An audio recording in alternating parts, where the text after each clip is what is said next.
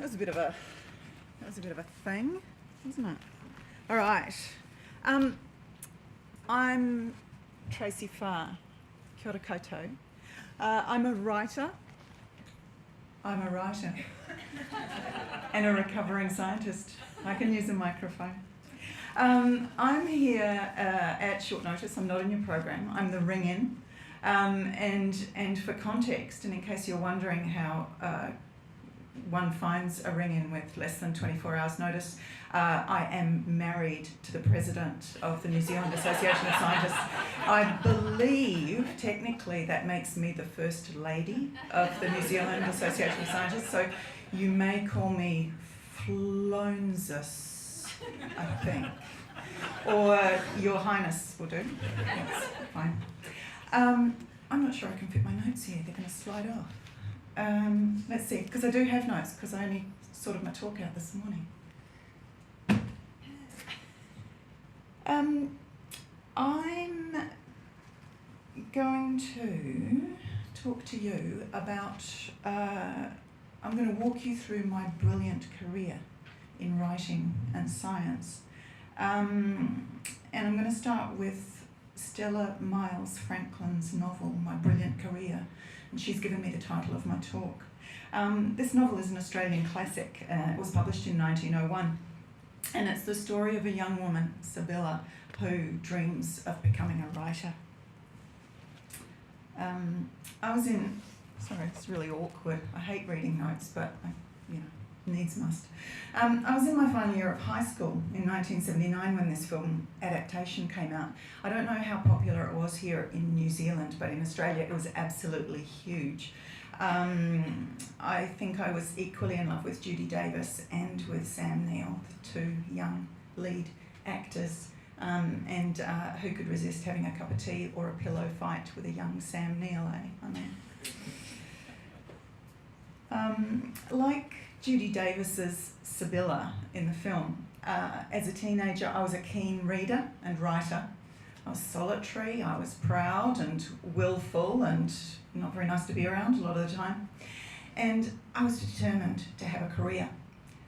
Unlike Sibylla and her creator, Stella Miles Franklin, who both of them published their novels in their late teens, the fictional Sibylla, the real Stella Miles Franklin, I would have a nearly 30-year career in science before I managed to publish my first novel and launch my brilliant second career as a writer at age 51. So I'd like to run you quickly through how I moved from misanthropic, indoorsy, teenage wannabe writer in the suburbs of Perth to, via 15 odd years working in biomedical labs, to neoprene-clad New Zealander foraging for seaweed at Niwa, another Niwa escapee, and how I nurtured my writing habit along the way and finally stepped away from science to focus on my writing. And I'd like to talk about how I've never really left science behind, and it finds its way into my writing whether I want it to or not.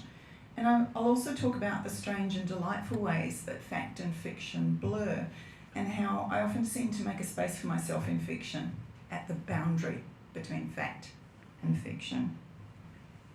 So,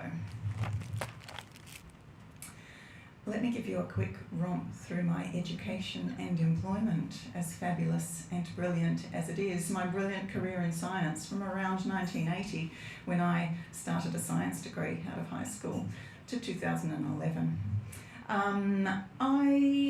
It encompasses, you can see the list, it encompasses a science degree and an arts degree, but not a postgraduate degree in science. And I worked in universities, in CRIs and other research institutions, in service labs, so a sequencing lab at UBC in Vancouver, and a state health biomedical lab, museums. I worked at Te Papa for a few years. So I was all over the sector, if you like, and I worked as a research assistant, a research officer, a lab manager, a scientist, so in various different sort of levels of research. I was at university and I started my working life in the 1980s, or the dark ages, when you could have a research career of a sort without a postgraduate degree. You could, people did. I was always on the verge of committing to postgrad study, but then I'd get distracted by work, by travel, by study in the arts. But there was always work, I found, and the work was good.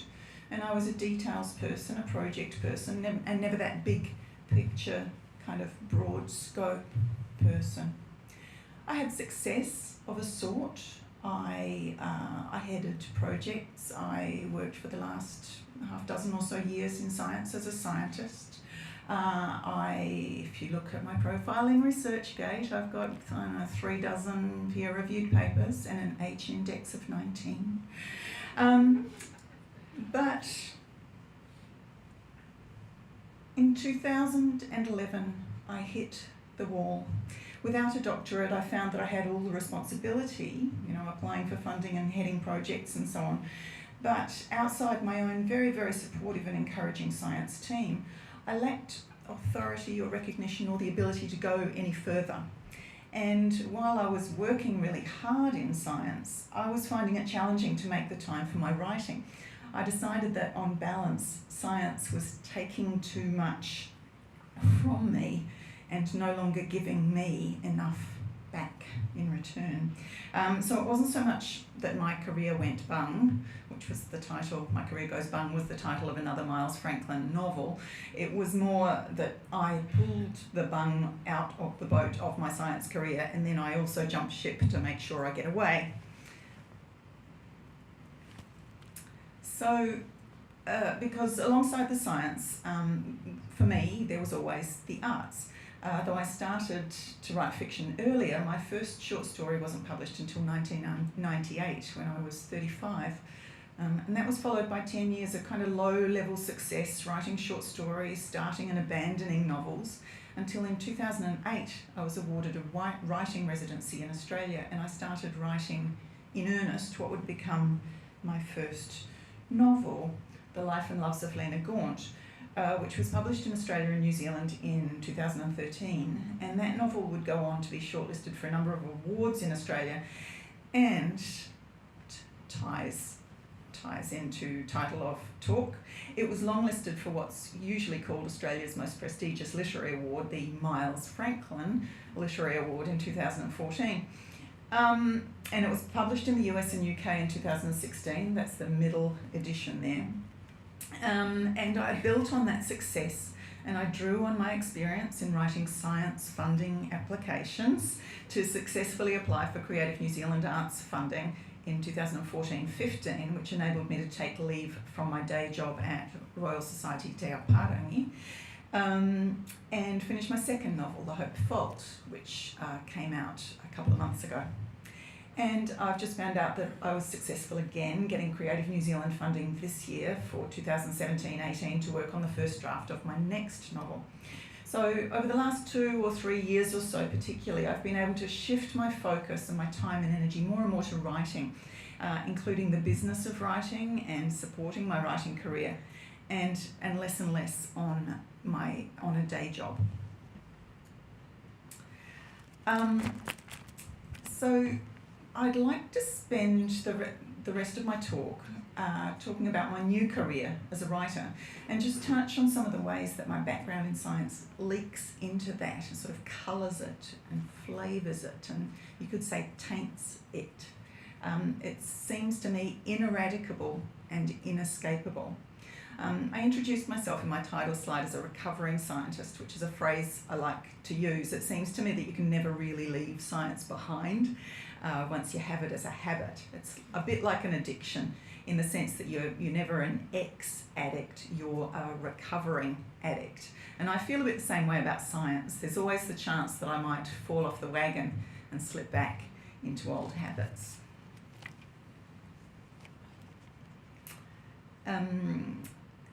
I sometimes talk directly about science in my fiction, particularly in my earlier short fiction.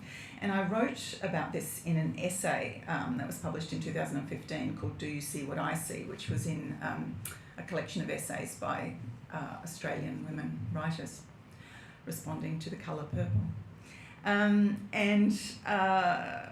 one of the things I said in that was, for 20 odd years, I worked as a scientist, writing scientific papers responsibly, mindfully. Could sometimes feel like painting only in shades of black. Perhaps that's why I turned to fiction, to let control and responsibility slip. So one of my greatest pleasures in writing fiction is in making stuff up, and yet the real life elements leak into my fiction.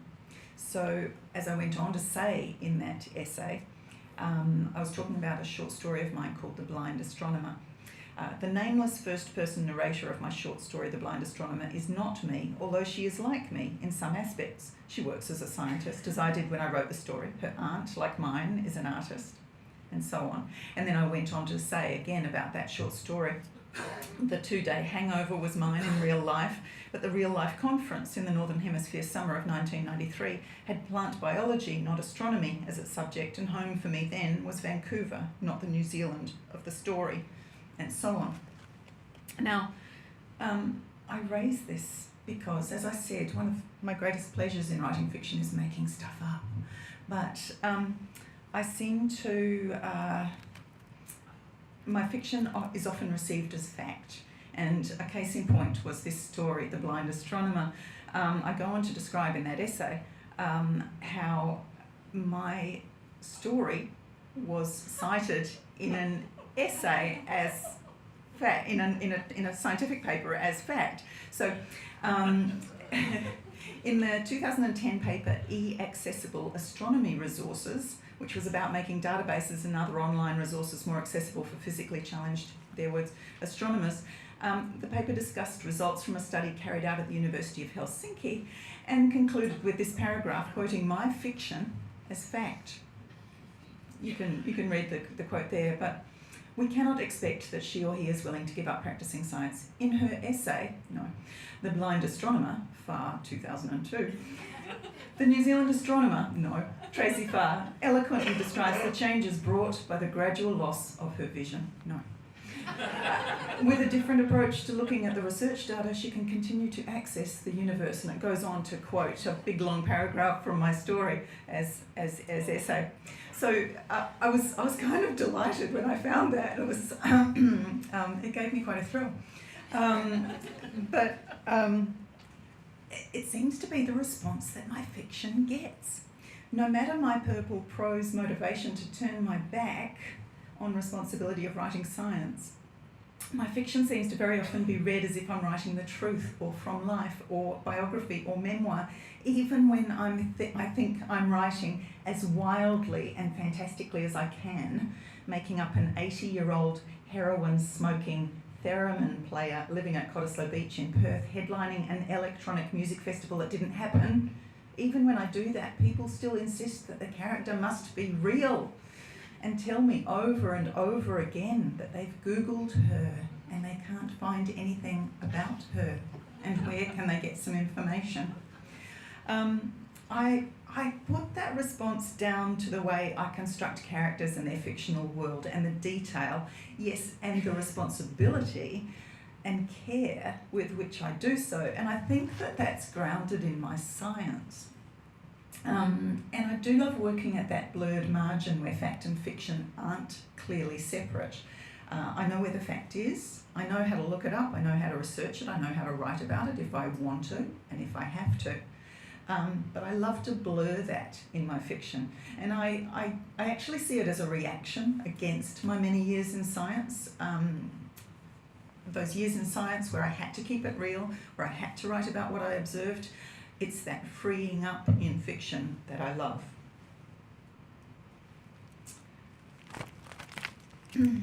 So working at that blurred margin, one day as part of my job here at Royal Society Te Aoparangi, in this very building, I came upon a New Zealand Geological Survey bulletin called The Hope Fault, a strike-slip fault in New Zealand, written in 1971, and it completely hijacked the novel I was writing at the time, back in 2012. It even took over the title, which the working title at the time was Indigo. The novel, as it was published a few months ago, is called The Hope Fault. To cut a long story short, I know nothing about geology, but I was mesmerised by the language and the graphics, the maps and the diagrams of geology in this very short bulletin. And I went on to create a fictional character, a geologist, who not only wrote this bulletin in my novel, but he also wrote a book of poems of the same name called The Hope Fault in my novel. And so in writing this character, I aimed to create a sense of this artist, scientist working in the field, overlaying my own experience of field work, although my own experience of field work was not in geology, it was in marine biology. But I did work on coralline algae, so we were taking geological hammers out into the field and we were kind of, cracking off bits of rock and bits of crusty stuff. So there was some overlap there. And so I overlaid my experience onto my very, very limited understanding of geology and trying to make it believable. And so I'd like to give you a little taste of that. If we've got, how are we going for time? Got about 4 minutes. So. Yeah, okay. I'll leak into my question time, do a really, really quick reading of the geological bit of Hope. Just to show you what's on the screen there, though, that's one of the poems that my character wrote. I wrote.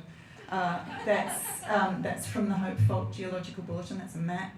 That's me stitching maps as I was trying to work out what the hell I was going to do with them, and me pointing to maps.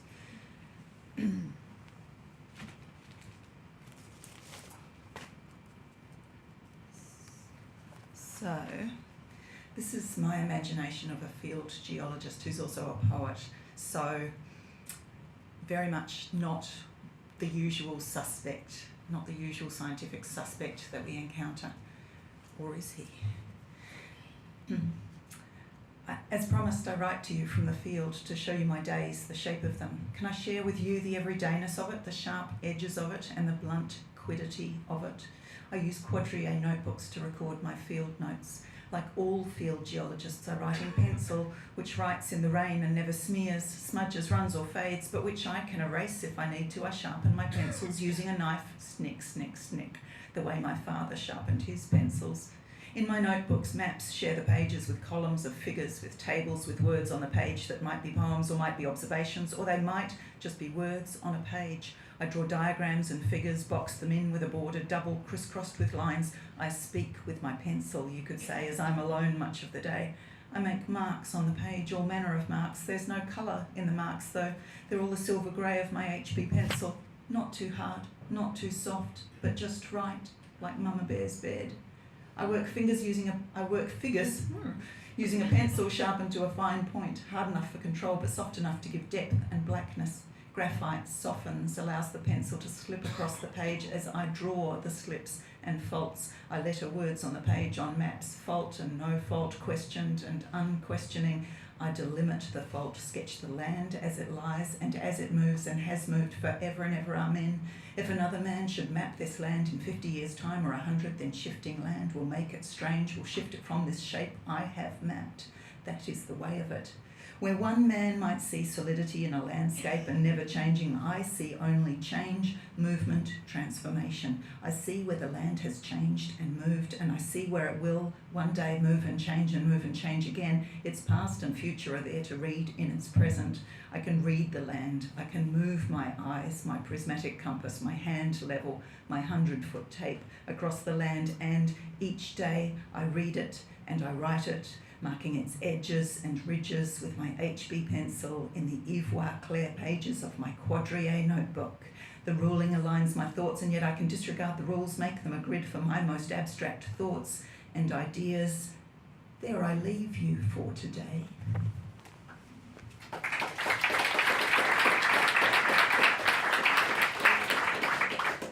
And you haven't completely used up your time for questions. Oh, that was strategy. That was. So do we have some questions for Tracy? Perhaps I'll kick off. I mean, so you sort of told us a little bit what it's like to be a scientist going into this area. Yeah. I mean, what if there's someone in the audience out there hankering to follow your path? What do they do? You know, is it like Ed? You find your cat and get onto your couch? Yes. It is? Yes, it's a little bit like Ed. When I saw the photo of Ed and the cat on the couch, and I thought, yes, I should have had that slide too. I spend a lot of time on the couch with the cat, and it's about having the capacity and the motivation and the will and the guts and the stick-at-itness to stick at it before you're published, and to keep going, and to have a way to support yourself or be supported, or have a day job, or all of those sorts of things unless the writing itself is going to fund you for most writers that's not the case. Most of us have a day job. Any other questions? Mike? Do you always distinguish so easily between fact and fiction, or do you live in the fiction and the fact merges in? I don't know that I live in the fiction, although probably at moments I do. The nice thing for me, I think, is letting them blur, but I would say that most of the time I'm in control of that, and I know where I know where the boundaries are, but I like to blur them so that for the reader they're not necessarily clear. Not because I'm trying to fool them, not because I'm trying to fool the reader, but because I want it to be a seamless experience to read it. So I want it to feel all very real when you're in the moment of reading. What's the feedback like from your audience with regards to the science? I mean, you talk about being taken literally by other scientists, but what's the fictional audience like?